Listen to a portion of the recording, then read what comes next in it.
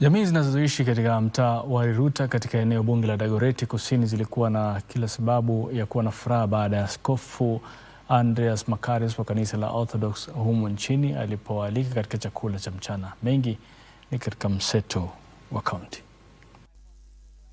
Akizungumza wakati wa hafla hiyo, askofu huyo ambaye amekuwa akizisaidia familia kwa kipindi cha miaka mitatu alitoa wito kwa Wakenya kuwa na upendo na pia kusaidiana. We need to be all of us united and to see that we are assisting one another. Kwingineko, Wakenya wamehimizwa kuwakumbuka watu wanaoishi na ulemavu pamoja na wazee msimu huu wa sikukuu.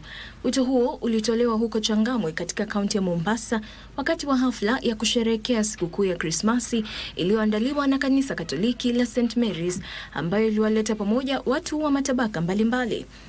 Kuna wale walizaliwa wakiwa na ulemavu na kuna wale ambao wanawahudumia wale ambao wana changamoto zile.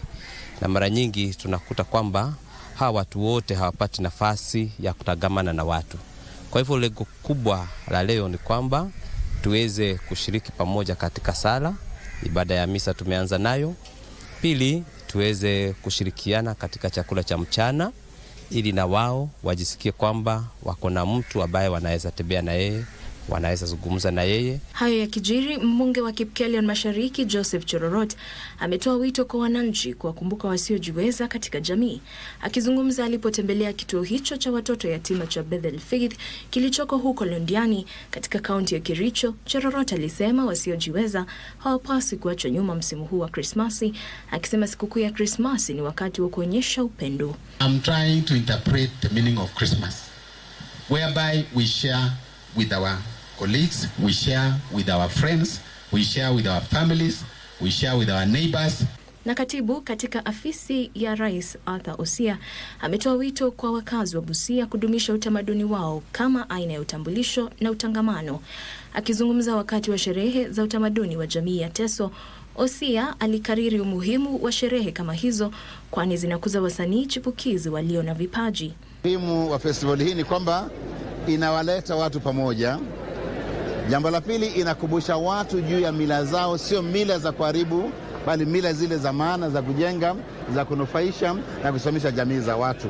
Jambo la tatu, inakumbusha watu kuona kwamba katika ule umoja wao mila hizo hazina makosa, lakini inawasaidia watu ile watu pamoja ili kwa wajijenge kama jamii, wasimame kama jamii na waendelee kimaendeleo katika jamii yao.